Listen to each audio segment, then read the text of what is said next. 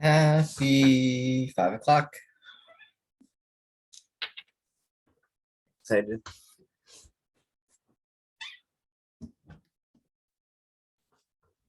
So,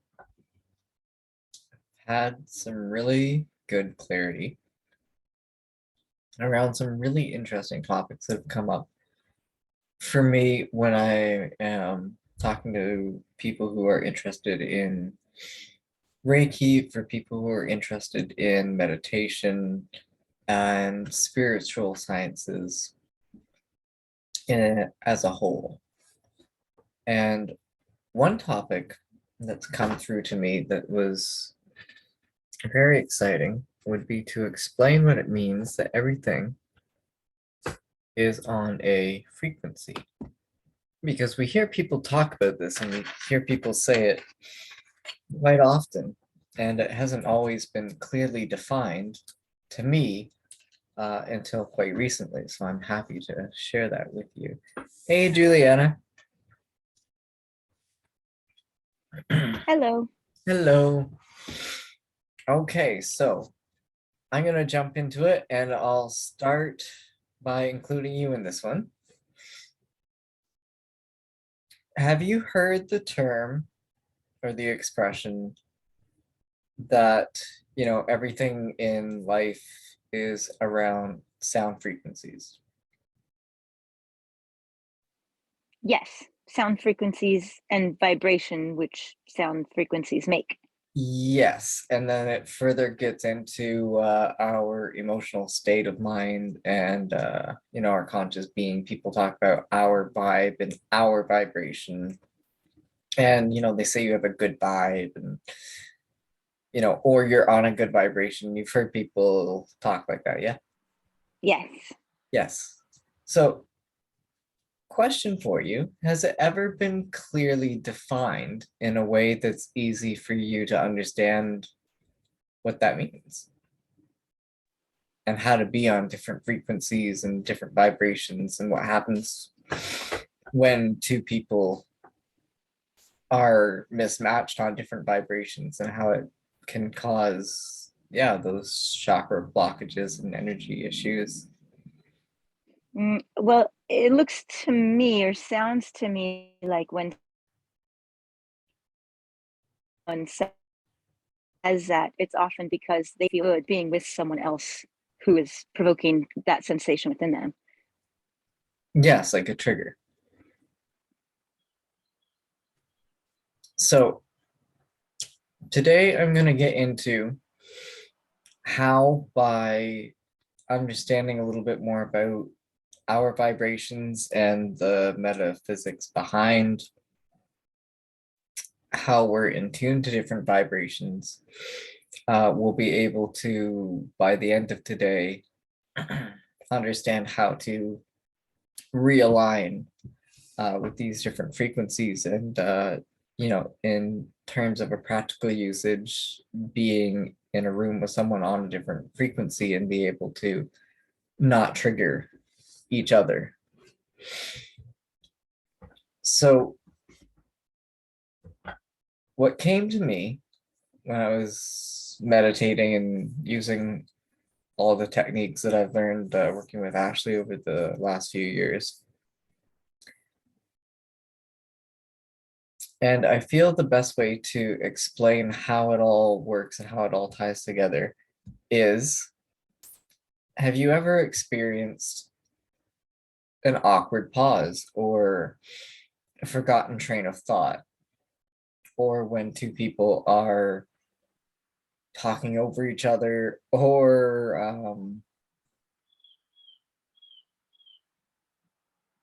not so much finishing each other's sentences, but doing the whole thing where they cut each other off?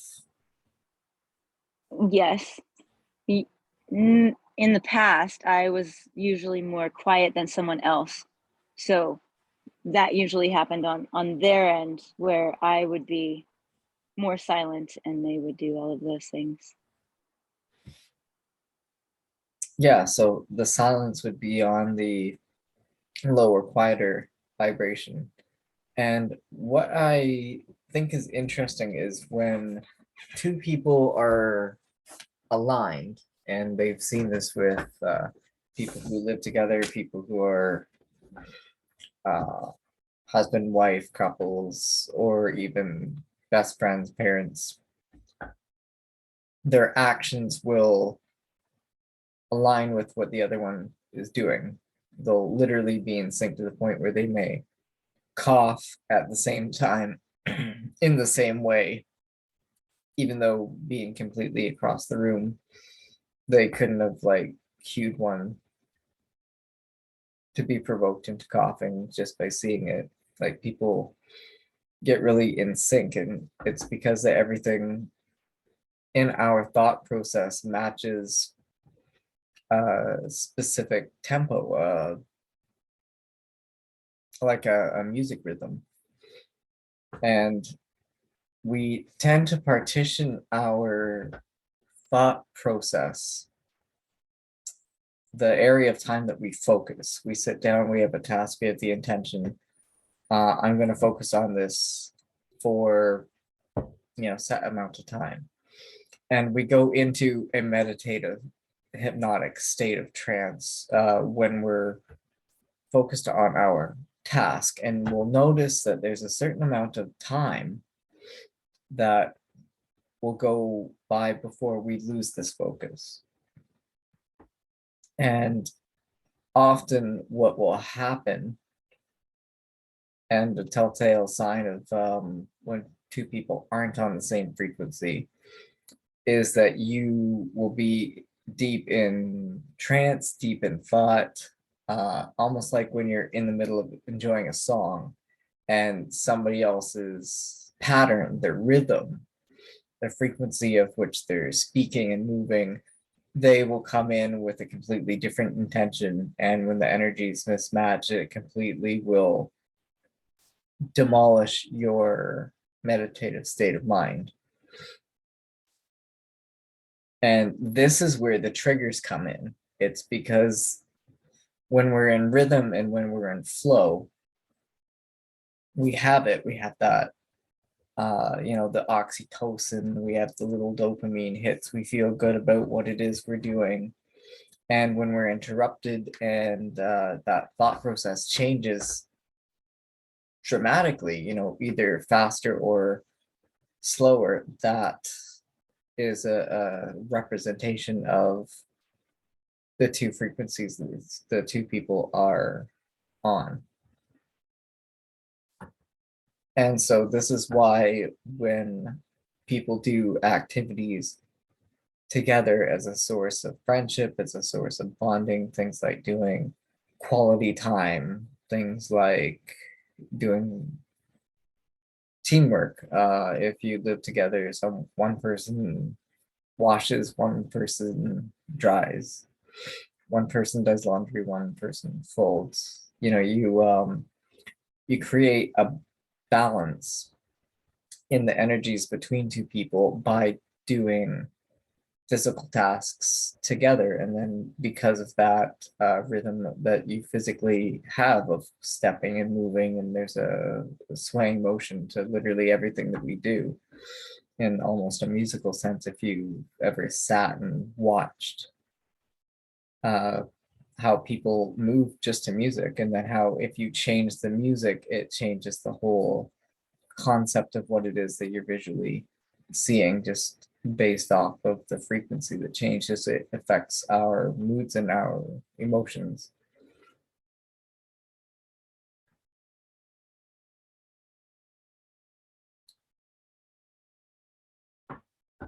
And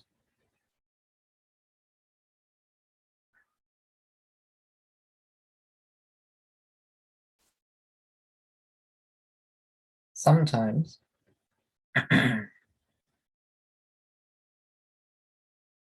you hit a point where you will be really, really deep in thought. You will have all this insight. You'll just have everything that makes sense to you. And what will end up happening is it will just kind of come to a dead end.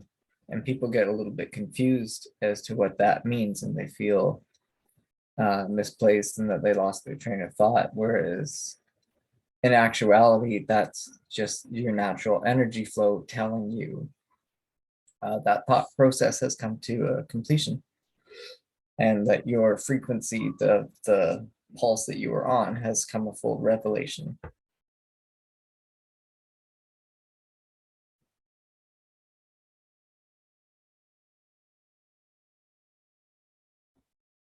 I feel in saying all that, it's not quite to the point where I could explain it to a 5-year-old and a 5-year-old would understand what it means.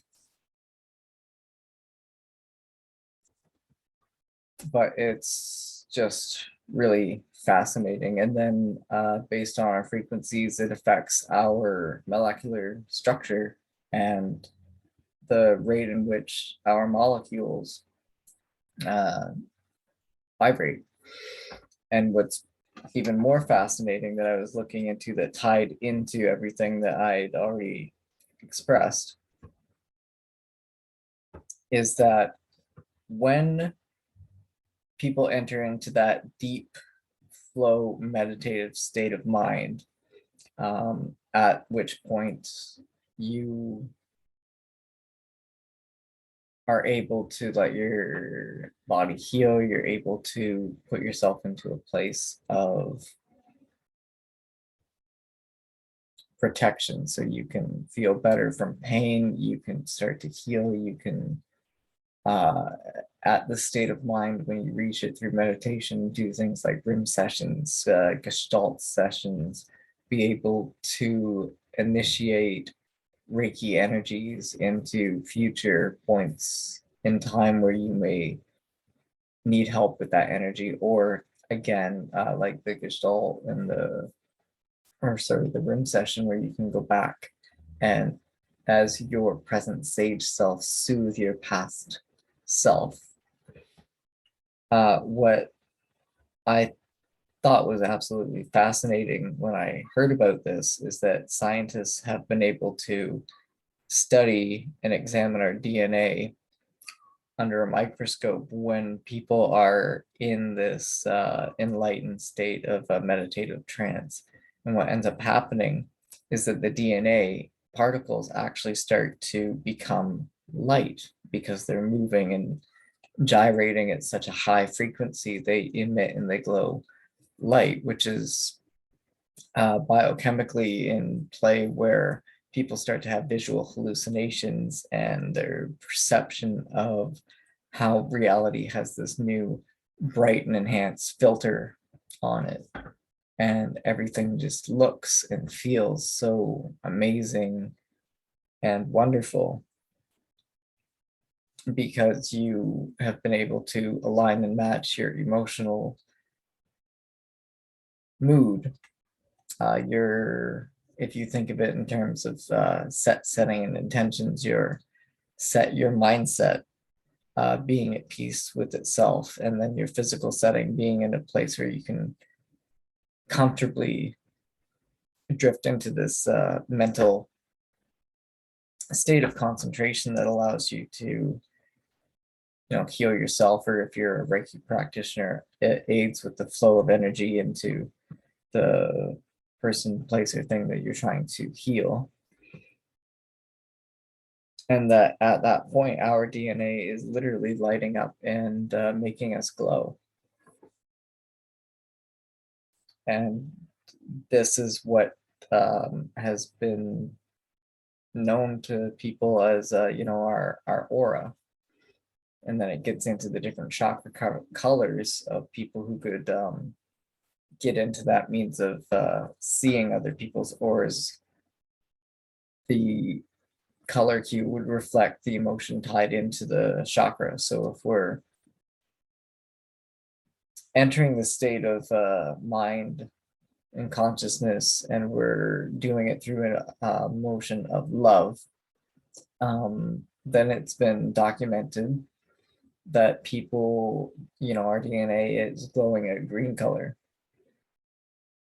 And then it goes through the different chakra colors. I just thought being able to tie all that together into one pretty little package made the beauty of meditation, healing, and being able to work with these energies and sound waves. And energy means so many different things. It can mean movement, it can mean pressure, and yeah, the thought has come to a conclusion. It's a beautiful thought. The next thing that I wanted to go over today that I thought was also a really fun experiment is when I'm doing distance Reiki, I use my little crystals here. I set them up to the chakras. Oh no, still hiding in my plant. It's okay, you're safe.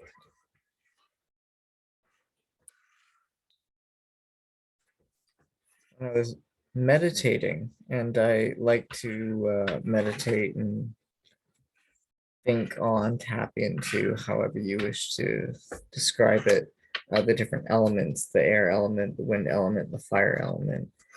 And when I've been working with the fire element, I noticed something throughout the room that I was doing my ceremonies and rituals in.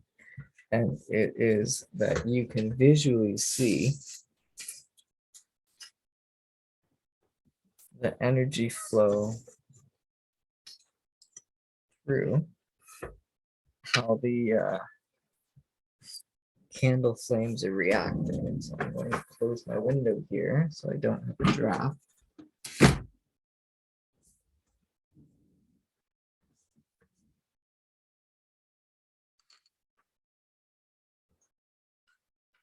Very similar to how we use the singing bowl.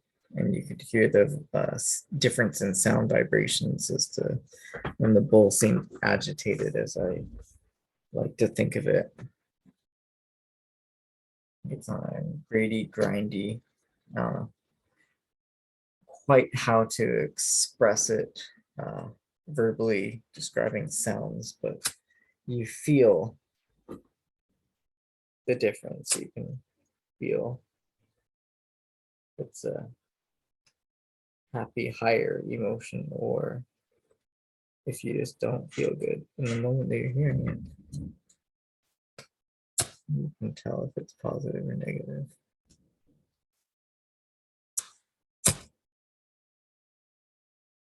It's a tiny lighter, but it gives a giant flame. No, no, you died. Oh, well, there we go then. We have, let me see all 7.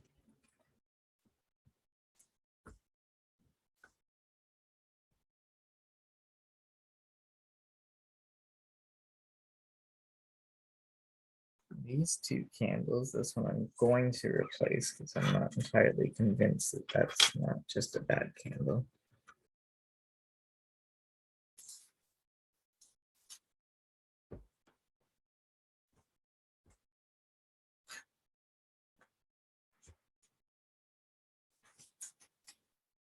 I feel it's just a bit too early to fully say that that's a third eye.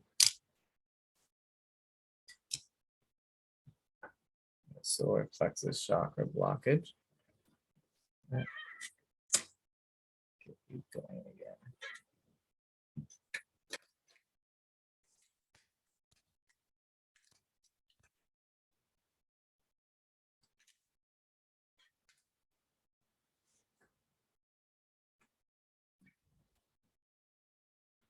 A moment to settle it.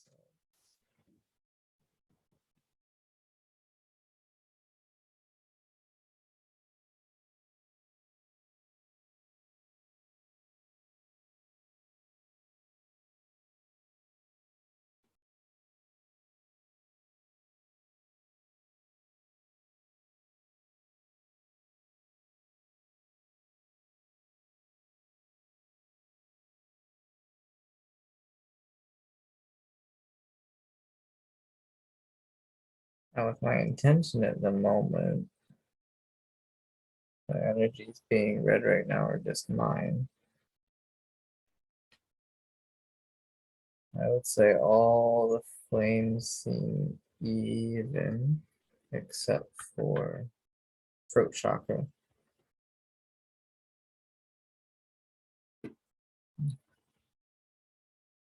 And the pendulum is used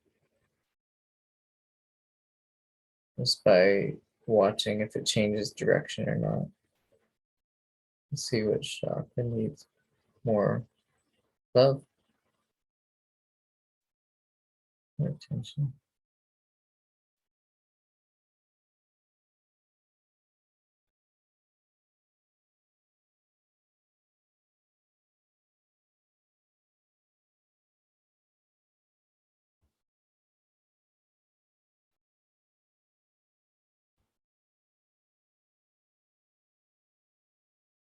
My solar plexus.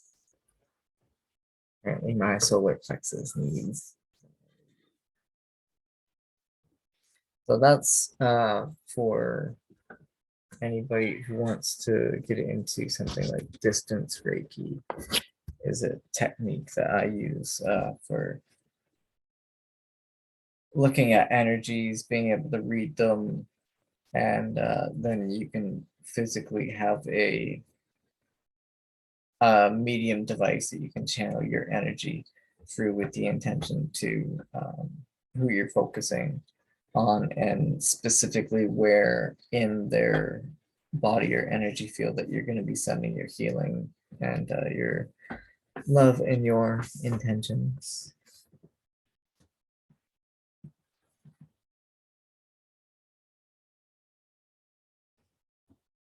And the last thing that I thought that I wanted to share with you guys is the other thing with using candles to read a room is it'll give you a sense of the energy flow in the entire room or space of a house. So if you're thinking of something in terms of feng shui and you want to see what areas in a room need a remodeling, something that may need decluttering, you can set up candles and it'll give you a nice visual representation to what areas where the energies are really still and really peaceful, and then other areas where the energies could be, really, really agitated just by watching the flames. And the trick is, try to keep it so that there's no open drafts and not get thrown off too much. But that was one technique that I like to use for ceremonies and rituals to be able to just give myself that self-regulation. So we're almost coming up on time here. Do you have any questions, Juliana? Comment. I was noticing my chakras balancing as well, Yes. watching your pendulum and watching what you were doing. You're joining me for Reiki, and these are the methods that I use for distance. So naturally, if you would have been a client, we would have been doing a distance Reiki healing on you with furthermore directing to what comes up for, well, maybe we'll just do it this way and see what results that we got from you just joining me.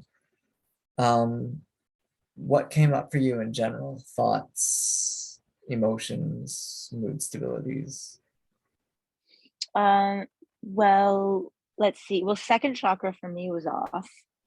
And I noticed when you were holding the pendulum, you were in between second and third for a while. So maybe I was reading you accidentally. Yeah, but that's great. I mean, I received an upgrade for sure. And then I was yawning when you were through because I was receiving more oxygen so I could integrate my chakras realigning. That's actually a common element of people who have gone through Reiki is you get really tired afterwards, and you also, it's recommended to drink a lot of water because people find that they're really dehydrated as well. Yeah.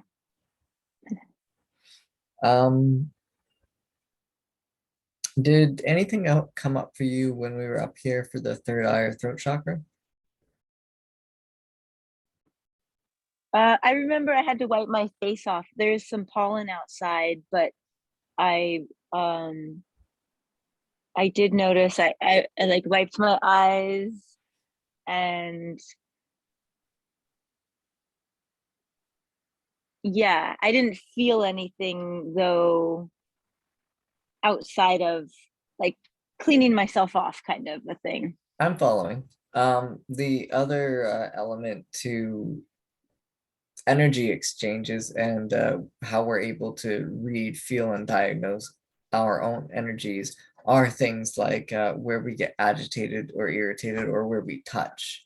You know, it's said that people, when they're lying, right, what do? They touch their mouth, their throat chakra. You know, when people are nervous, you know, they'll touch certain points in their hand, and you know, it's all a reflexology element to it. You're naturally just touching the nervous system that needs to be soothed because it's just getting those molecules are just vibrating at a speed that it makes it uncomfortable. You know, so it gets agitated, it gets irritated, people get itchy, people get eczema, people get inflammation, you know, depending on how agitated it can be and depending on outside factors, you know, it can go into full autoimmune just based off stress. So yes, 100%. If you're feeling energies around throat chakra, third eye, and you're touching that, um, that's a way of understanding what area is having a blockage. And then the other element to it is there's a technique called tapping, where people will tap kind of like Morse code on the different chakra points or the different reflexology points around the body as a way of soothing the nerves. And then someone like yourself would understand that massage is also very helpful and healing, just in letting your nervous system just relax and breathe and have all your molecules and whatnot that are being agitated by different, again, frequencies, sound waves, and how it all ties into emotional triggers. We just need to soothe, and we need to enter into that meditative state where we're just good and we feel content and like we're going to take a nap. How's my arm feeling? My arm feels very, very good. To kind of follow up with you and everybody else who's followed me through knocking stuff over now. I have a appointment to the bone fracture clinic tomorrow morning because what day are we? Sunday? So Thursday would have been 7 days a week.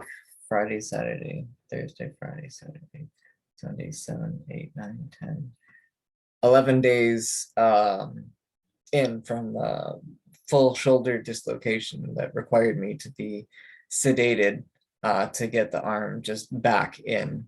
And I feel just maybe 85, 90% of mobility. It gets a little stiff at the back there, but I'm really happy to go into the bone fracture clinic tomorrow and just let them know that I'm feeling absolutely amazing. So that's a bit of my update there. And again, the power of being able to just sit, soothe yourself, meditate, and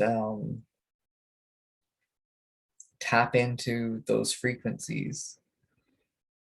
You can do really amazing things and send that energy clear through to other people to help them soothe their selves. You know, that's the thing with Reiki, is we're just the medium, we're the transponder, we're the speaker box. That's all we are in life, is we're the speaker of these energies that are being transmitted to us and through us from all various sources of other beings of life that are all around us.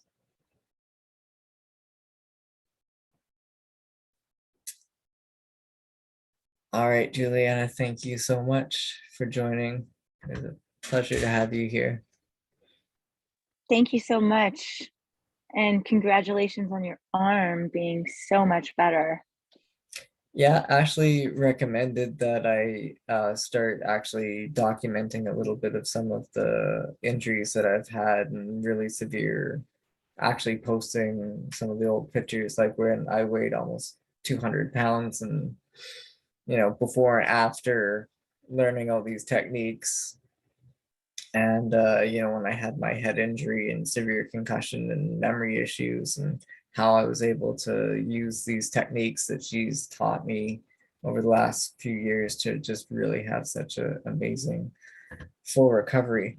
And I'm just always excited to share that with you guys. I'm getting a notification that we're almost out of time. So without further ado, I will see everybody. You think you're able to jump in next Wednesday?